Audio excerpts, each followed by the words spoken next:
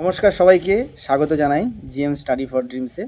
যারা বিগত বহু বছর ধরে এই চ্যানেল দেখছো তারা জানো এই চ্যানেলের মূল উদ্দেশ্য হচ্ছে তোমাদেরকে সঠিক রাস্তায় আনা এবং যে লড়াইটা করে আমি নিজের পায়ে দাঁড়িয়েছি সেগুলো শেয়ার করেছি এবং তোমাদের সবসময় বলেছি যে পুলিশ হতে গেলে, পুলিশের চাকরিতে আসতে গেলে চাকরি আসার আগেও একটা লড়াই এবং চাকরির পরেও লড়াই এবং মাঝখানে রেজাল্ট এগুলো নিয়েও লড়াই। রেজাল্ট কবে আসবে, কবে ওবিসি কেস মিটবে, এটা একটা লড়াই। তো সেই লড়াইয়ে আমরা সবাই একজন দাবিদার। তোমাদের সাথে তোমরা পরীক্ষার্থী, আমি তোমাদের গাইড হিসাবে সবসময় ছিলাম। তো আজকে ভিডিওটা খুব গুরুত্বপূর্ণ হতে চলেছে যে এই যে তোমাদের রেজাল্টের জন্য স্টে অর্ডার হয়েছে, যে রেজাল্ট আদৌ কবে আসবে কেউ জানে না, অনির্দিষ্টকালের জন্য। কেন আগস্টের শেষে আসলো না? এত ভালো একটা আন্দোলন হলো, সমস্ত স্যাররা সবাই মিলে আন্দোলন করলেন, তাও ফলাফল কেন এমন হলো, এগুলো নিয়ে আলোচনা করব। রেজাল্ট কি আদৌ আসবে কি না আসবে সে বিষয়ে। আর সামনে বিগত যে আপকামিং রিক্রুটমেন্ট যেগুলো প্রসেস আসছে, সেখানে পুলিশের চাকরি কতটা কঠিন হতে চলেছে বা কতটা সহজ হতে চলেছে, সেসব ক্ষেত্রগুলো নিয়ে বেশি, সব নয় কয়েকটা বিষয় আলোচনা করব। ভিডিওটা বেশি দীর্ঘায়িত করবো না, সম্পূর্ণটা দেখবে। আর চ্যানেলে যারা নতুন অবশ্যই চ্যানেলটি শেয়ার করবে বন্ধুদের কাছে এবং সাবস্ক্রাইব করবে।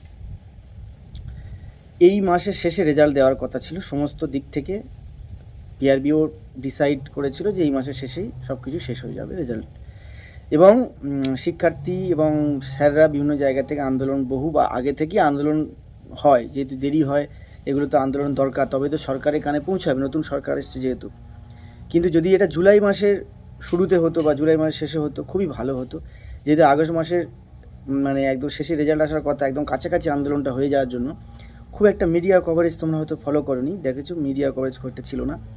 এবং আমরা তো সরকারি কর্মী হিসাবে কোনো আন্দোলনে অংশগ্রহণ করতে পারি না। সেক্ষেত্রে আমাদের যদি কেউ কমেন্ট বক্সে বলে যে আপনারা তো কোনো আন্দোলনে যান না, তাহলে বেকার এইসব ভিডিও কেন করেন? অবশ্যই আমরা আন্দোলনে যেতে পারি না, আন্দোলনটা মেনটেন করাই আমাদের দায়িত্ব থাকে।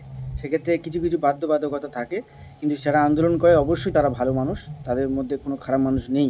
কিন্তু কিছু গুটি কয়েক, সামান্য কয়েকজন মানুষ আছে, খুব সামান্য, তাদের মধ্যে যতটা তোমাদের উপকার করার মানসিকতা থাকে, তার সাথে সাথে তোমাদের এমন একটা পরিস্থিতি তৈরি হয়েছে, এই আন্দোলনের খবর যখন ঊর্ধ্বতন কর্তৃপক্ষের কাছে যায়, তখন যে ডেটটা তোমাদের রেজাল্ট দেওয়ার কথা ছিল, সেই ডেটটা কিন্তু সেম ডেট তারাও দাবি করেছিল যে এই ডেটে রেজাল্ট চাই। আর সেই ডেটটাই সরকারের তরফ থেকে হয়তো মনে মনে স্থির করা হয়েছিল যে ওই ডেটেই আসতে পারে। সেক্ষেত্রে একই ডেট হয়ে গেলে সবার সাথে সমান মতামত সমান হয়ে যায়, তাহলে সেক্ষেত্রে অনেক সময় প্রশ্নপত্র যেমন সবাই জেনে যায় যখন, তখন কোশ্চেন কঠিন হয়ে যায়। একটা দুটো তিনটে চারটে সেট থাকে, কঠিন সেটটা তখন দিয়ে দেওয়া হয়, সহজ সেটগুলো তখন সরিয়ে দেওয়া হবে না, যেটা এ বি সি ডি, এ সেটটা সরিয়ে দেওয়া হয়। সেরকম একটা সরকার হয়তো ভেবেছে একটু ডিলে করে রেজাল্টটা দেবো, আবারও আন্দোলন হবে, রাজপথে আন্দোলন চলবে। কিন্তু আমি তোমাদেরকে একটা গরিব বাবা মার সন্তান হিসাবে আমি একটা কথা বলি, আমাদের সময় প্যানেলটা 2018 ছিল, 2020 সালে জয়েন করেছি, ঠিক আছে, 20 সালে কাছাকাছি জয়েন করেছি, নভেম্বর 2019 নভেম্বর প্রায়। তো প্রায় 2 বছর, তোমাদের প্রায় 2 বছর অতিক্রম করে 3 বছর, তার মাঝখানে নতুন একটা সরকার এসছে, 15 বছর পর নতুন একটা সরকার এসছে। মাননীয় নতুন মুখ্যমন্ত্রী বলেছেন যে নতুন রিক্রুটমেন্ট তো আসবেই, তার সাথে সাথে পুরনো রিক্রুটমেন্ট যা আছে সব জয়েন করিয়ে ট্রেনিং করিয়ে নেব, দুর্গাপুজোর আগে মোটামুটি সবাই সবার জায়গা পেয়ে যাবে, রেজাল্টটা তো পেয়ে যাবে। তার মানে এই নয় যে তোমাদের প্যানেলটা ভ্যানিশ হয়ে যাবে। হঠাৎ দেখছি ফেসবুক থেকে শুরু করে ইউটিউব এবং আমার অনেক পুরনো ছাত্রছাত্রীরা মেসেজের পর মেসেজ, দাদা আমরা ডিপ্রেশনে চলে যাচ্ছি, দাদা আমরা অন্ধকারে তলিয়ে গেছি, দাদা আমরা রাতে ভাত খাইনি, দুপুরবেলা খেতে পাচ্ছি না। এই জিনিসটা একদমই করো না, এটা আমার তোমাদের কাছে রিকোয়েস্ট হাত জোড়ো করে, যে কোনো পরীক্ষার্থী পড়াশোনা করে যদি একটা প্যানেল পর্যন্ত পৌঁছায়, সে অবশ্যম্ভাবী, বিশেষ করে পুলিশের চাকরিতে তাদেরকে নেবেই নেবে, 100-200% গ্যারান্টি। শুধু একটা মাস, 20টা দিন, 10টা দিন, এটুকু ধৈর্য তোমাদের কাছে আশা করব। আমি একটা ছোটো উদাহরণ দিতে পারি এক্ষেত্রে। আমার নিজের দিদি আইসিডিএস সুপারভাইজারে পাশ করেছিল, দীর্ঘদিন ছোট বাচ্চাকে নিয়ে আন্দোলনে যেতে হতো কলকাতায়, যে আমাদের কবে নেওয়া হবে, আমাদের কবে নেওয়া হবে। এবারে ভেবেই নেওয়া হয়েছিল যে আর নেবেই না, এই সরকার হয়তো ওই সরকার নেবেই না, যে এই জয়েন করাবে না। কিন্তু দীর্ঘদিন লড়াই করেছে এবং অপেক্ষা করেছে, মাঝখানে কোনো খারাপ সিদ্ধান্ত নেওয়ার পরিস্থিতিও তৈরি হয় সবার জীবনে। তাদের যদি ফ্যামিলি হয়ে যায়, যারা মেয়েরা আছো তারা জানো, বিয়ে হয়ে যাওয়ার পর নতুন সংসারে গেলে সেখানে অনেক, স্বামীর ঘরে অনেক সমস্যা থাকে, সেখান থেকে লড়াই করে কিন্তু টিকে ছিল। কোনো দিন বলেনি যে ভেঙে পড়বো, আমি অন্ধকার ঘরে নিজেকে করে নেবো, তারপরে আমি সুইসাইড করবো, আমি করবো। কিন্তু এই চাকরি করছে অলরেডি, বেশ কয়েক মাস হয়ে গেল, প্রায় 1 বছরের কাছে হতে চললো, চাকরি হয়ে জয়েন করেছে এবং সবই প্যানেল কমপ্লিট হয়েছে, তাহলে সেখানে পুলিশের চাকরি, সেখানে যেটা দরকার ফোর্স প্রচুর প্রয়োজন, এবং নতুন ফোর্স নিলে তবে নতুন রিক্রুটমেন্টের জায়গা তৈরি হবে, কিছু প্রমোশন দিলে তবে ভ্যাকেন্সি তৈরি হবে, ভ্যাকেন্সি ক্রিয়েট হলে তবে ভ্যাকেন্সি পূরণ হয়, এটা নিয়ম। তাহলে এই যুক্তিতর্ক দিয়ে নিজের শিক্ষাটাকে যাচাই করবে যে আমি একটা শিক্ষিত ছেলে, শিক্ষিত মেয়ে, আমি স্লোগান দেওয়া কোনো স্যারের কথায় আমি নিজের জীবন বিচার করব না, তারা তাদের মতো করুক, কিন্তু তুমি তোমারটা বিচার করবে যে আমি আন্দোলনে যাচ্ছি, গিয়ে আমি হাঁটলাম, সবার সঙ্গে সেলফি তুললাম বা সবার কাছে একটা বার্তা দিলাম, অবশ্যই খুব ভালো, কিন্তু তোমার আলটিমেটলি ওটার উপর নির্ভর করে রেজাল্ট আসবে না। যারা বলে যে আমাদের প্রেশারে, আমাদের দাবিতে আমরা রেজাল্ট ছিনিয়ে আনবো, এটা একদমই ভুল। মেসেজ করলে, রেজাল্টের আন্দোলন করলে এগুলো ঊর্ধ্বতন কর্তৃপক্ষের চোখে পড়ে যে এটা আমাদের দিতে হবে, অনেকটা দেরি হয়ে গেছে, সেটা খুব ভালো কথা, কিন্তু বাড়াবাড়ি কোনো জিনিসের ভালো নয়, এক্সেসিভ কোনো কিছুই ভালো নয়, ঠিক আছে? এটাই আমার বক্তব্য।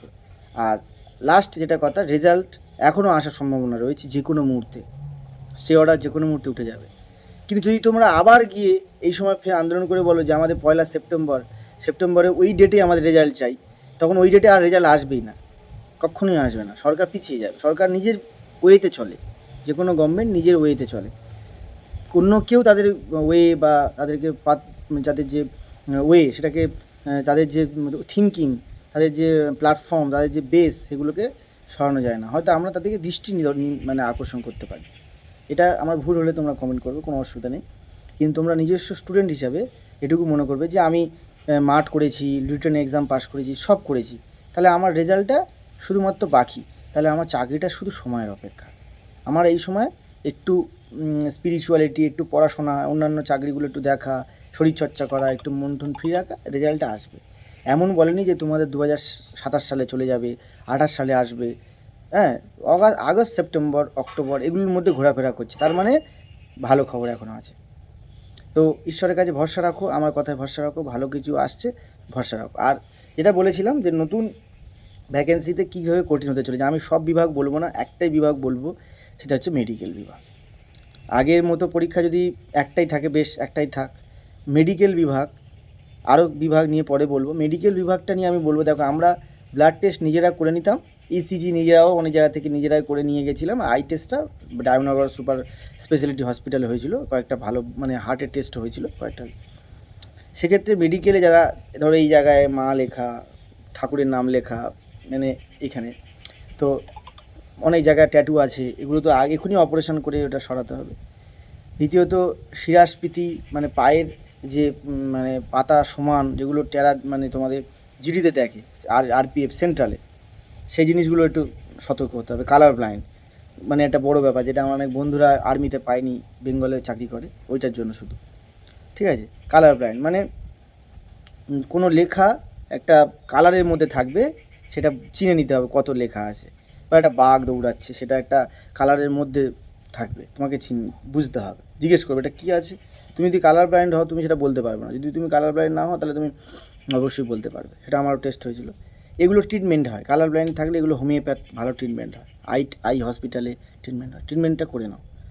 সমস্ত মেডিকেলে যেগুলো ইস্যুগুলো ধরে সেই ইস্যুগুলো ক্লিয়ার করে নাও, এটাই আমি বলবো। শুধু মেডিকেলটা নিয়ে বললাম, বাকিগুলো পরে বলো, তোমরা জানতে চাইলে পরপর সব বলবো। তাই অনেক জায়গা থেকেই বলবে যে আন্দোলনে অংশগ্রহণ করলে তবে সরকার রেজাল্ট দেবে, এই সরকার ধিক্কার, এই সরকারকে এই করি, কিন্তু ওই সরকারের সাথে তারই ইনডাইরেক্টলি যুক্ত থাকবে, সে তার কোনো ক্ষতি হবে না, কারণ টাকা পয়সার ব্যাপার, তার কোনো ক্ষতি হবে না, হয়তো সে বেঁচে বেরিয়ে যাবে, কিন্তু তোমরা ছাত্রছাত্রী অনেক গরিব ঘরের সন্তান, তাই তোমরা নিজেদেরকে নিজের কেরিয়ারটা ক্ষতি করবে না, ঠিক আছে? তোমরা পিআরবিতে যাও, সব ছাত্রছাত্রীরা মিলে নিজেরা একা একা সাধারণভাবে ব্যাগ নিয়ে, বই খাতা থাকবে ব্যাগে, গিয়ে চেয়ারম্যান স্যারের সঙ্গে ডেপুটেশন, স্যার আমরা একটু দেখা করতে চাই, এই বিষয়ে কথা বলতে চাই, অ্যাপয়েন্টমেন্ট করে জেনে আসবে স্যার আমরা কী করব, আমাদের এই কাস্ট সার্টিফিকেট এই ইস্যু, আরাক্ষা ভবনে চলে যাবে, কথা বলবে, ব্যাস, এই তো সমাধান। ছাত্রছাত্রী আমরা অ্যাজ এ ছাত্রছাত্রী যাব, কোনো লিডার, কোনো ফালতু গাইডের মাধ্যমে যাবে না, এটাই আমি বলবো। সবাই খারাপ না, কিন্তু কিছু মানুষ তোমাদের ভুল পথে পরিচালিত করছে, এটা আমরা বুঝতে পেরেও আমরা বলি কম, কারণ তোমরা অনেক শিক্ষিত ভালো ছেলেমেয়ে, তোমরা উল্টে আমাদেরকেই আক্রমণ করবে যে আপনি কিছু জানেন না। সেক্ষেত্রে আমি ভিডিও এখন দেখবে অনেক কম করি, তুমি পয়েন্ট টু বি নোটেড, আমি ভিডিও আর করি না বললে চলে, সেক্ষেত্রে তাদের ভিডিও বড় হোক, তারা চ্যানেল গ্রো করুক, তাদের ইনস্টিটিউশন বড় হোক, গাড়ি হোক, বাড়ি হোক, আরও ভালো থাক সবাই। ঠিক আছে? বিনা পয়সা আমিও পড়াতাম, কিন্তু বিনা পয়সা আর পড়ানোর কারোর সম্মান নেই, আমি পড়ানো। ভালো থেকো, নেক্সট ভিডিওতে আবার দেখা হবে। নেক্সট ভিডিওতে চ্যানেলটা অবশ্যই সাবস্ক্রাইব করে দিয়ে বেল আইকনটা প্রেস করে দিই।